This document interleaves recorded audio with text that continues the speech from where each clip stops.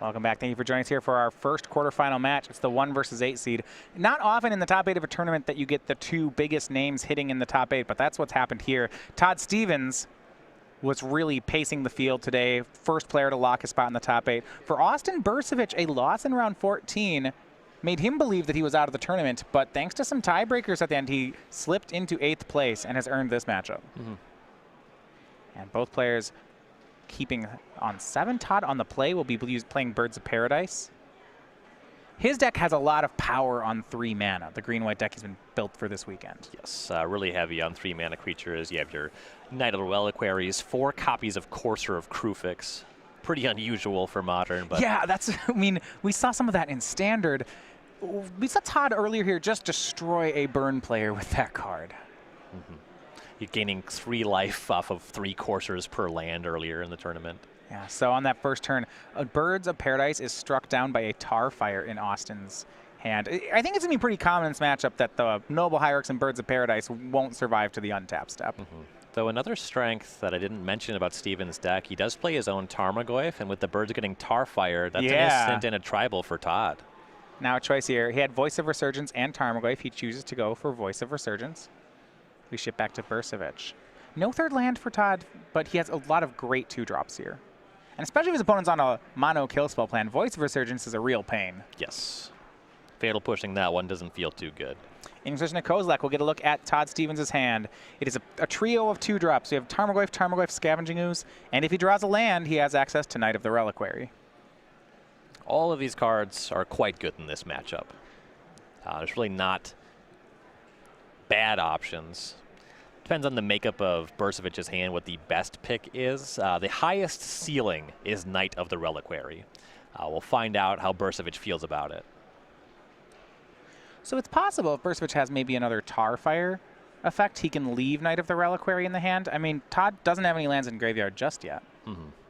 If the land that casts it is a fetch land, he'll feel pretty silly if he takes that line. So Austin counting this one out. He's going to pick a Tarmogoyf. And that makes sense. With right now, already, we have creature, sorcery, land, instant, tribal. This is already a 4/5 for 2. Though Todd will have a second Tarmogoyf for Austin, a Verdant Catacombs, and a pass. Going to be hard for him to kill spell Todd Stevens out of this game. Todd draws Path to Exile, so no land here, but he will make the Tarmogoyf. And just passes. No swing here by Voice of Resurgence.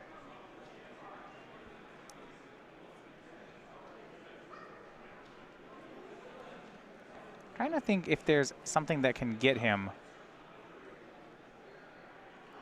Not entirely sure what that would be. No, I don't really know what to make of that. May just be an oversight there on Todd's stuff. So he'll lose 2 damage on that play. In particular with the card Voice of Resurgence, the kind of things that can go wrong by attacking Get you you an a elemental star? token. Yeah.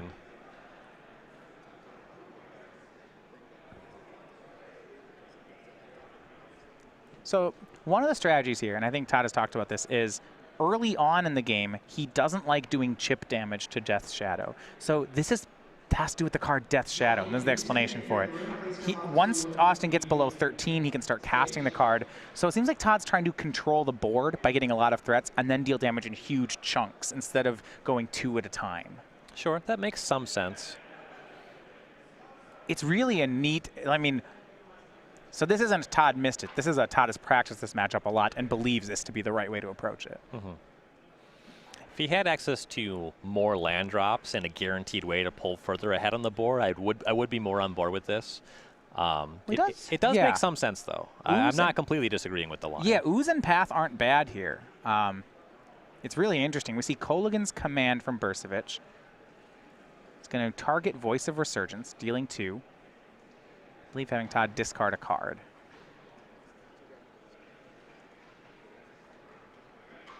So, Voice of Resurgence will die. Todd will get a Star Elemental. Now he has to pick what he wants to discard. Knight of the Reliquary, Scavenging Ooze, and Path to Exile are options.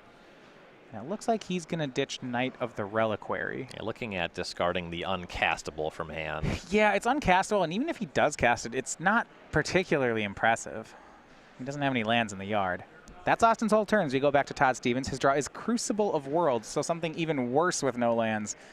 That one pretty obvious. Yeah, the Knight required the top deck of a fetch land to get around certain removal spells. The Crucible requires the top decking of specific lands to be other than a blank.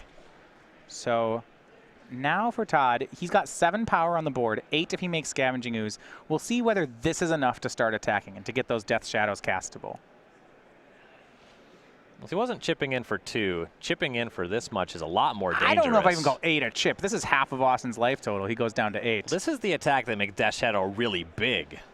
Right. I mean, what I do like is that now, you know, 1 Death Shadow from Austin may not be enough anymore. Yeah, Todd has a path for 1 shadow, but he had the path before if it was just 1 shadow. He has to be concerned about double shadow now.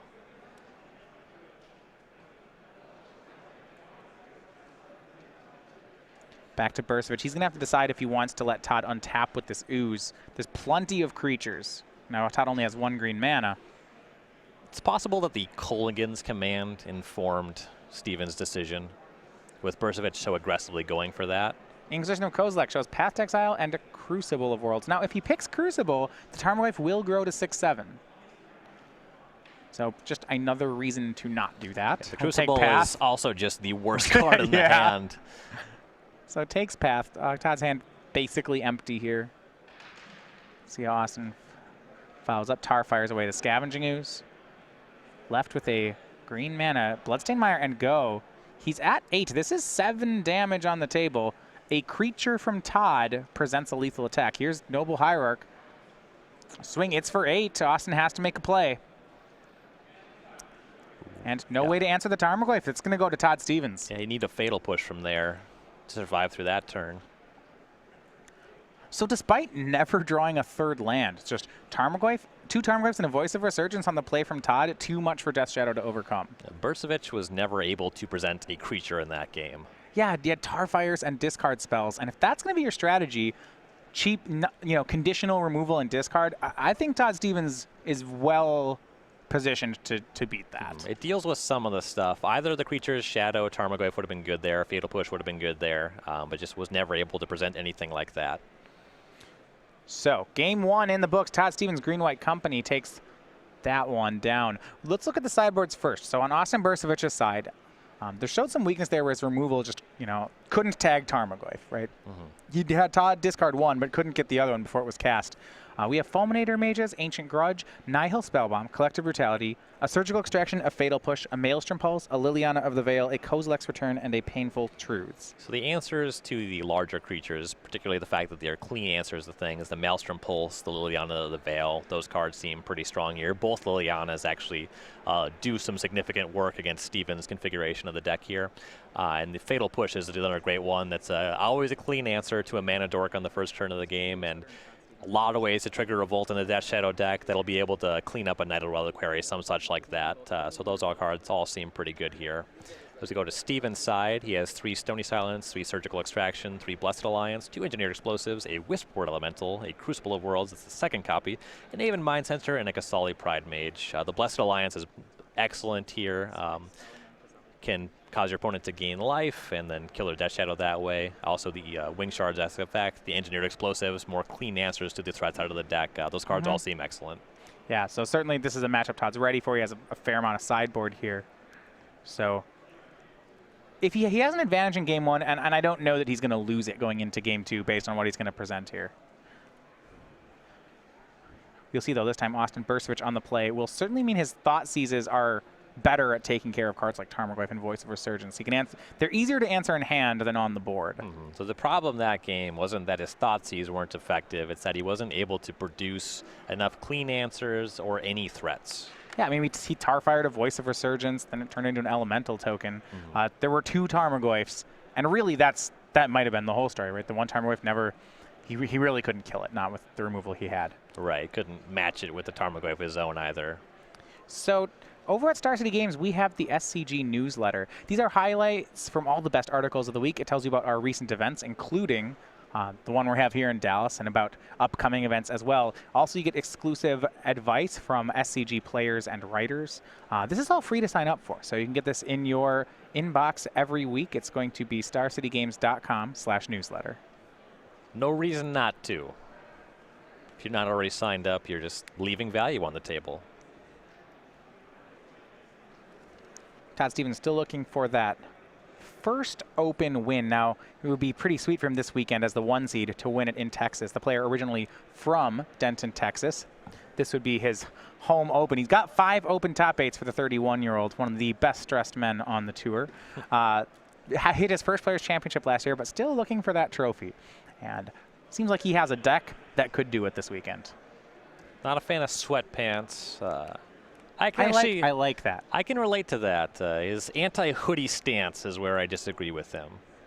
So yeah, I mean, he also lives in Texas, and I live in Minnesota. I understand. Right, yeah, there are some regional differences in the climate of where we reside. I was like, yeah, it is kind of, in Minnesota, we're still in the thick of winter right now. You come down here, and, I have a sweatshirt, and that's been never made its way out of the suitcase this weekend.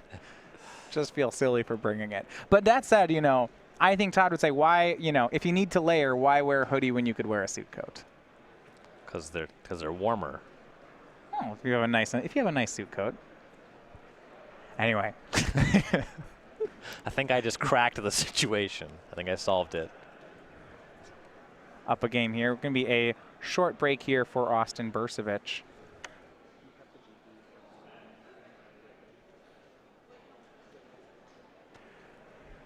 Austin will be on the play for game number 2. The first game there, I mean, Todd's creatures just all feel like must-answer threats, and that's one of the things I like about his side in this matchup. And Bursavich had the wrong mix of stuff. Yeah. So 4 top 8 matches going on right now. We're going to try to watch as many quarterfinals as we can. This one's going to resume in just a second. In the meantime, we're going to tell you about our next event here at Star City Games. It's happening in 2 weeks. It's going to be our Grand Prix. It's Grand Prix Orlando. On March 24th through the 26th, make plans to be part of Magic the Gathering history when StarCityGames.com proudly presents Grand Prix Orlando. Play in the Kaladesh Aether Revolt limited format main event to compete for thousands of dollars in prizes and a spot on the Magic the Gathering Pro Tour. Select the 3-day Infinite Challenge package to compete in all challenge events for one low price, while also walking away with the exclusive Scrapper Champion playmat. All Friday challenges are also Grand Prix trials. Come out early and compete for buys in the main event and more chances to claim a Scrapper Champion playmat. Prefer 100-card formats? Register for the Ultimate Commander package to play in 4 Commander on-demand events and take home a Commander vs. playmat and Ultimate Guard Boulder deck case.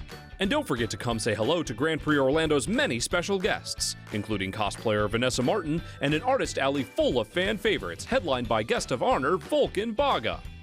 Be part of Magic the Gathering history. Register for Grand Prix Orlando today.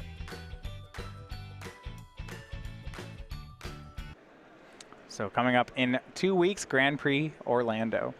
So you're here for the second game. Well, I want to talk about one of the things that Todd has put into his main deck. It's less committal, but he has a copy of Crucible of Worlds, a copy of Azusa Lost but Seeking, a second Crucible on the sideboard, and 4 copies of Ghost Quarter. We actually saw him defeat an Eldrazi-tron player here on day 2, thanks to that interaction. Now, against a deck like Death's Shadow, which only has 6 mana-producing lands, only 2 basics, is this the kind of thing that's really good here, or really weak because the deck's so low to the ground? Well, there's a couple factors to weigh in here. It's going to be a variable quality, and I think that's just generally true in almost every matchup. This is the kind of stuff that is your best possible plan against decks that have, say, Valakut the Molten Pinnacle or Urza's Tower. Against the more creature-based decks, it's going to be less good on average, but it does have a high ceiling. If Bursavich is just casting Death Shadows and Tarmogoyfs and he got to that threshold very quickly, this stuff's pretty slow, pretty bad. Bursavich won't need to cast very many more spells from once he starts commanding board position. But what if we go back to that game where Bursavich was long on discard and removal spells, and say Todd lands a Crucible, top decks one on 3 lands, and then looks his board and has a Ghost Quarter. Maybe, so we look at, if you look at Bursavich's lands for a second, it doesn't take very long before Bursavich is just completely cut off one or more of his colors. The other thing about the way that game played out is One of the cards that Bursavich drew that did not line up well against what happened was Kolaghan's Command. Really bad against Voice of Resurgence, but pretend Todd casts a Crucible instead of the Voice, then the Command's actually really powerful. Right. Yeah, there's only, for example, 2 red mana sources in Austin's deck. You're right, Kolaghan's Command does hit Crucible. Though the Kolaghan's Command otherwise does not line up particularly well in the green creature matchups. So he can't really keep the card in. It's a 3-mana spell that's weak. Making Todd discard a card also, I don't know. Because Todd's committing to the board so early, it seems like that's not going to do much. Right.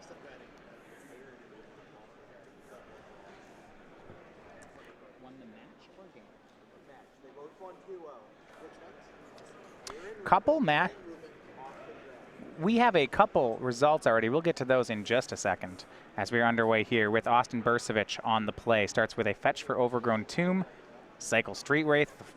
We talk about the turn 1 Lava Axe, right? When you fetch Shock Thoughtseize. How about the big Lava Axe where you cycle a couple Street Wraiths and then do it? If you're not willing to pay 5 life for a Thoughtseize, you didn't really want it. Street Wraith, this one's a little bit more aggressive in terms of the mana life that you pay, but here is a Thoughtseize as well. Bursavich has now paid 9 life on the first turn. Ooh, Death Shadow already online. So we see Todd's hand. This looks pretty good. It's a 1-lander, but it's got a land, Birds of Paradise, Noble Hierarch. So some mana creatures. We have Tarmogoyf on 2, Knight of the Reliquary on 3, Collected Company on 4, and a Path to Exile to back it up. Pretty good stuff. All of these cards are good.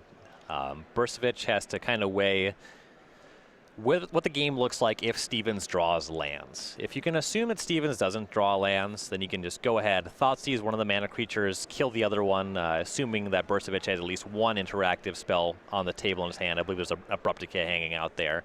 So if Todd doesn't draw any lands, you go for the mana creatures, you can win that game very easily. You have to be asking yourself how bad taking a mana creature is if Stevens just pulls lands off the top of his deck. Right. I mean, there's a lot of things you'd have to take here, right? Tarmogoyf, Knight of the Reliquary, and Collected Company are all really meaty spells. If you spend your Thoughtseize, taking something that isn't those 3, then you're really missing out. The other part of the equation is what is Austin doing to actually win the game?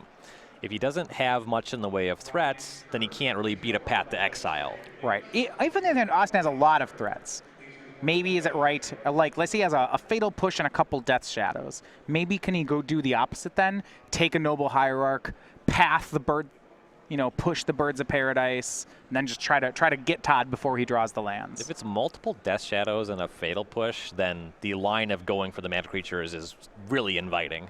And so we have a couple other results. It's looking to be a quick top 8. The 4 versus 5 matchup between Austin Grady and Kiter Sheen, that one finished. It's Austin Grady on Merfolk, a 2-0 winner in the match. So he awaits now the winner of Stevens and Bursavich. Also, Aaron Rubin playing Death Shadow. He is a 2-0 winner over Ricky Lynn's Ad Nauseam. So there will be no repeat win for the combo deck. We have a Death Shadow in the semis.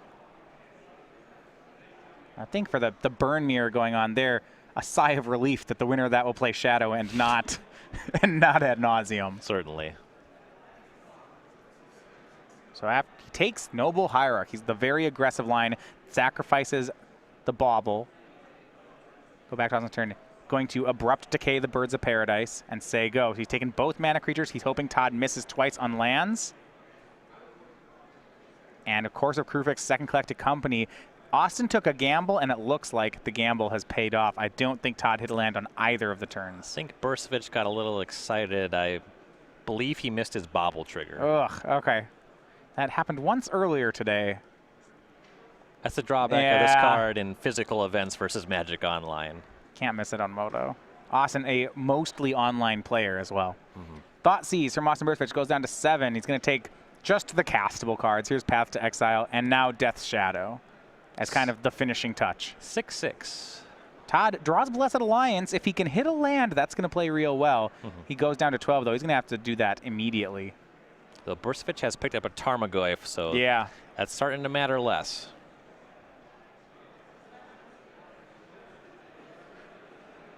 And this was a very high-risk line on Bursavich's side. The thought-seizing mana creatures, killing mana creatures. It really did pay off, though.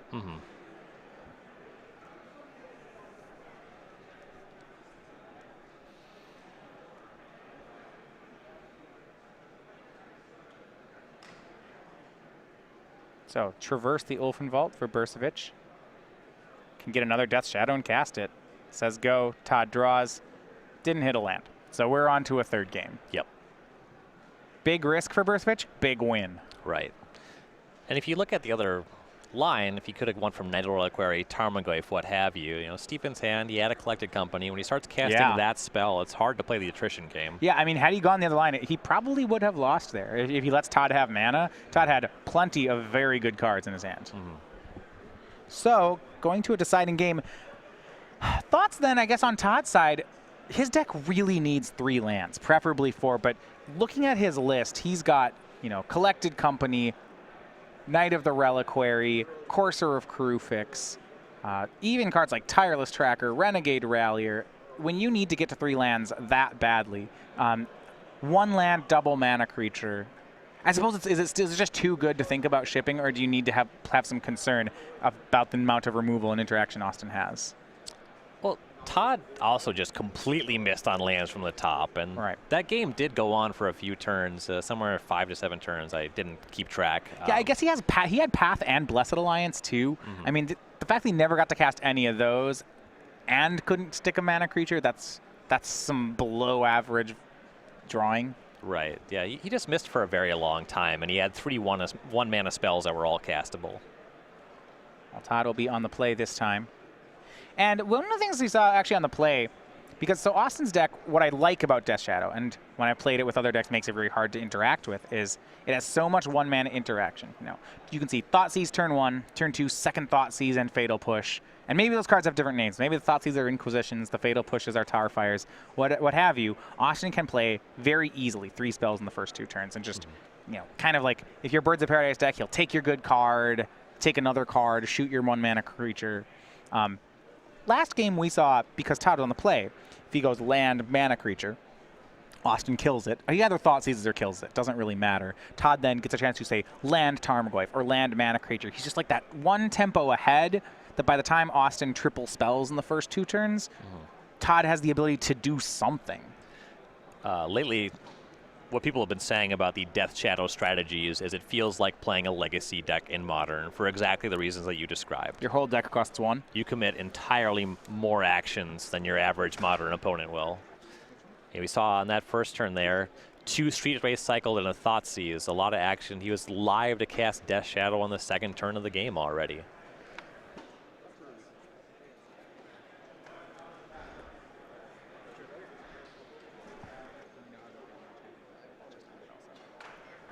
All right, so we have the third deciding game between Todd Stevens and Austin Bursavich. Now, over at Star City Games, as we reach the end of Sunday, that means the end of the weekly sale. All week, we've been doing 50% off select from the Vault singles. You see here from the Vault Angels, Fencer Shaper Savant, Merit Lage. A lot of cards like that on sale. You want to go ahead and check it out. But you only have really until tomorrow morning to do that, because starting at 10 a.m. Eastern tomorrow, we switch over to next week's sale. So head on over for these discounts today, and then next week, check in for our new sale at StarCityGames.com. A lot of sweet foils in the mix there. I got a question for you about Exalted Angel. All right, so when I first started playing, this card was worth $20. It was one of the best cards in Standard. There's a deck called Astral Slide. It was played in Legacy, a deck called Angel Stompy. Right. Oh, wow, yeah. Today, I am convinced that this card is not good enough for a cube draft. Would you ever pick this card and put it in your deck? We're talking about in cube or constructed? In cube. So when I first started playing the first cubes, the joke was whenever anyone played a morph, it was Exalted Angel. No, for us it was always Willbender. It's always Willbender? Oh, wow. Your cube sounds way more fun than the cubes I was playing. Kind of like how in Standard, when someone played a morph, you'd be like, that's a Den Protector, right? You're like, no. Baby. It's a Death Misrapture. You hear when we had someone, it was a year ago coverage on his morphs, he'd written in Sharpie, not Den Protector on them. But the only time I ever cast Exalted Angel within the last 3 years in Cube was as a Gray Ogre against Burn when my curve was too high. Yeah, I mean, there used to be that argument. There's these cards which curve 3 into 4. So, right, Exalted Angel, you play it on 3, and on turn 4, you one-morph it. And it's great. You know, people say that about Call of the Herd as well, right? It's your 3-drop and your 4-drop. And with the way creatures have gone in Magic in the last 10 years, like that's not going to beat anybody anymore. I think Call of the Herd is a more defensible card for Cube Draft than Exalted Angel. Yeah, it is, but not the correct answer is none of the above. Right. Coalition Relic, actually. That's there we go. Yeah, that's something I'm into. Let's just skip 3 and 4 altogether and go to 6. Right. I'm into that. Speaking of going to 6, Austin had to do that this game. Though he's kept on a 6-card hand, he is also on the draw. Really weighing his scry here, one. This turning out to be the last quarterfinal. The Burn Mirror, Burn 1. It was in the hands of Trent Avra, the 7 seed. He was on the draw, but the 9-0 player from day 1. Losing the first round today, but now he is into the semifinals.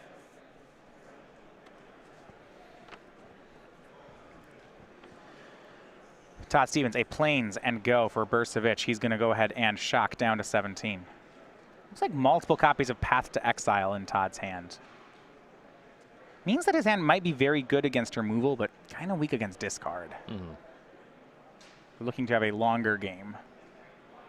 And particularly if Bursavich's plan involves casting some Lilianas, then the Path to Exiles don't disrupt that one too much.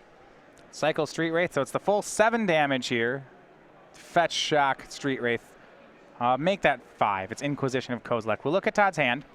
He's got land number 2, a pair of Courser of Kruvix, and a pair of Path to Exiles. Collected Company as well. Can't take that one with Inquisition. This doesn't look like the kind of hand you would draw with a modern deck. No, it's kind of low on power. There's also this mana issue again, where Todd has 2 draws to hit a green source. But if he does, things are probably fine. I guess, right, he can path any early aggression from Austin. Course of Kruvix will recover. He has a little bit of time here. That is certainly true. Austin takes Courser. This hand has a game plan. I do like that. It starts with, you have to draw land. He's got 2 turns to do it. But he's got some controls. It's Engineered Explosives, the pickup for Todd. That's mostly just another Path to Exile. Forest and go. Was there any thought that he might just play Engineered Explosives here? Just for mana, in the name of mana efficiency? You don't know whether or not Bursavich is still casting Kolaghan's command. That could really backfire on you. Thought sees from Bursavich. We'll take a look at the hand. He sees the Engineered Explosives that has been added. And now things are rough for Todd. He's going to have to run 2 lands off the top. If Austin takes the Courser. If Todd can just start peeling Tarmogoyfs, that actually puts him in a pretty good spot. Yeah, Tarmogoyfs is pretty good here as well. We'll see just how concerned Austin is about second Courser. Yeah, a Tarmogoyf in the opener. If he had double Goyf instead of double Courser, this hand would actually be very serviceable. I mean, and he'll take, you see Austin now taking Collected Company.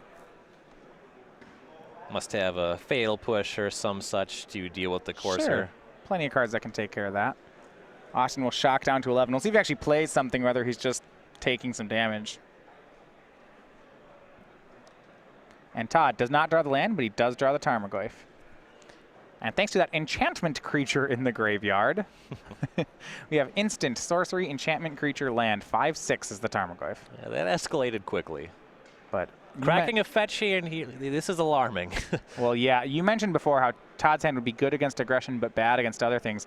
Austin's hand draw of Thoughtseize, Inquisition into turn 3 Liliana of the Veil is just about the last thing Todd Stevens wanted to see.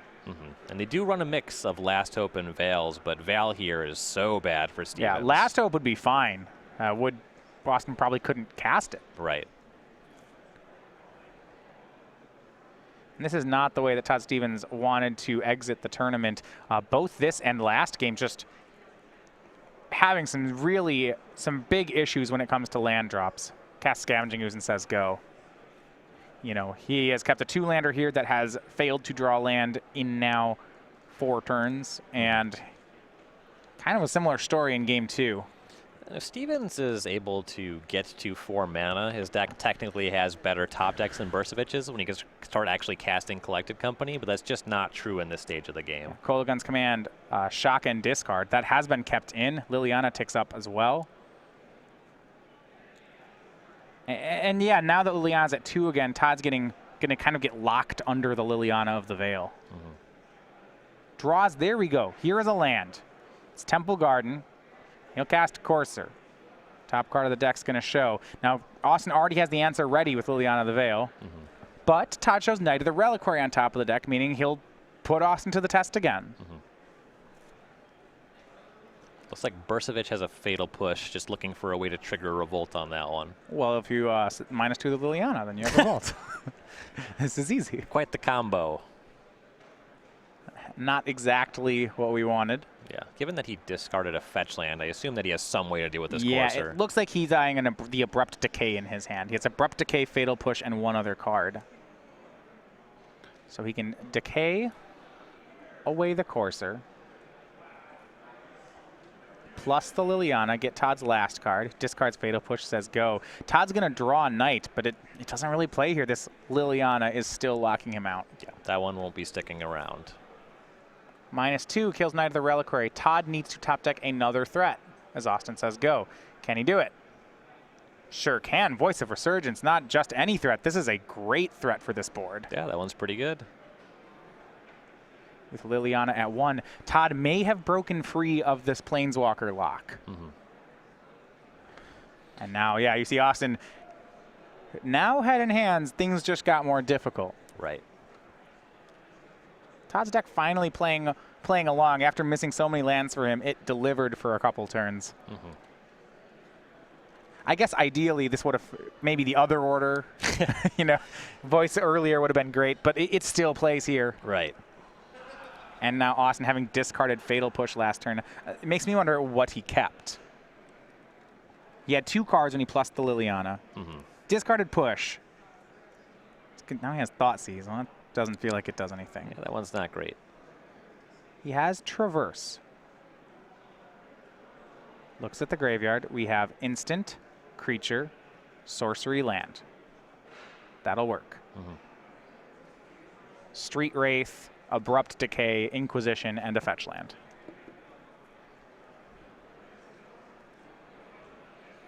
Could get Death Shadow here. Now, Todd had plenty of Path to Exiles earlier on until Liliana made him discard all of them. With the mana available, Todd can Engineered Explosives away Death Shadow just in one turn cycle if he top decks that. So maybe Mutavault. Or not Mutavault, or Tarmogoyf would be better? Yes.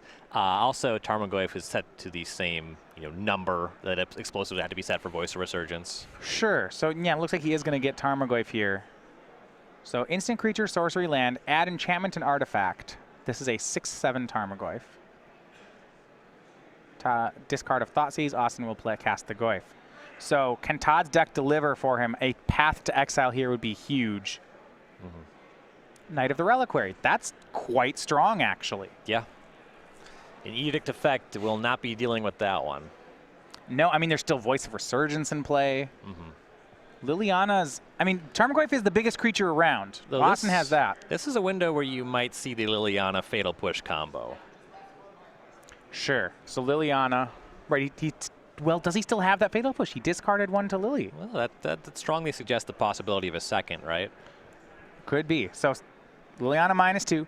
Todd sacrifices the Voice of Resurgence, gets an Elemental token. Planeswalker added, I believe Tarmogoyf up to 7/8 at this point. A swing. It's a big hit onto Todd.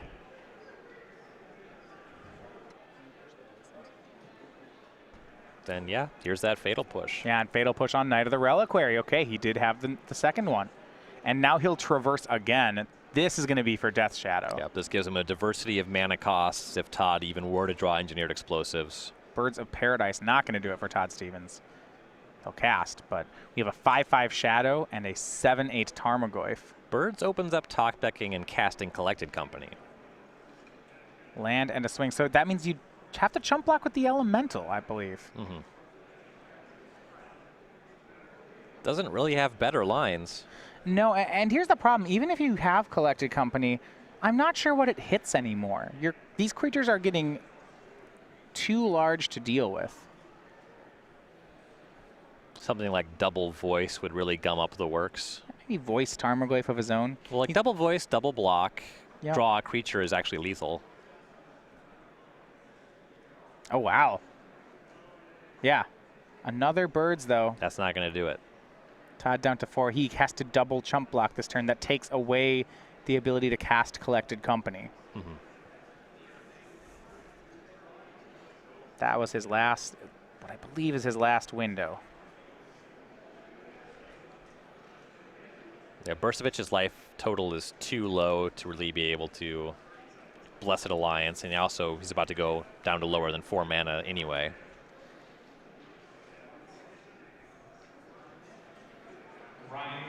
And he'll extend the hand. So it is going to be Death Shadow. Austin Bursavich, after an improbable win into the top 8, now gets a really good win as the 8 seed. He defeats Todd Stevens and moves on to the semifinals. Yep. Todd had a really good metagame deck. He had a really great Swiss performance. Bursavich, though, he showed up with the known quantity, and the deck is just really good. Very capable of winning games against realistically anything with this heavy discard plan. Right. I mean, and we saw that with just the discard spells he had. Now, Todd's deck did let him down in those sideboarded games, but one of the things is that when your opponent has so many Thoughtseize style effects and this Fatal Push, which is very strong removal, you get to capitalize on that awkwardness when someone's deck doesn't draw the right distribution of lands and spells. That's something that I've been talking about all weekend. Stevens did construct a deck that is very resilient to Fatal Push.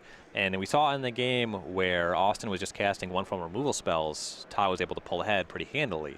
When the giant threats start showing up on the other side of the table, in addition to removal spells, that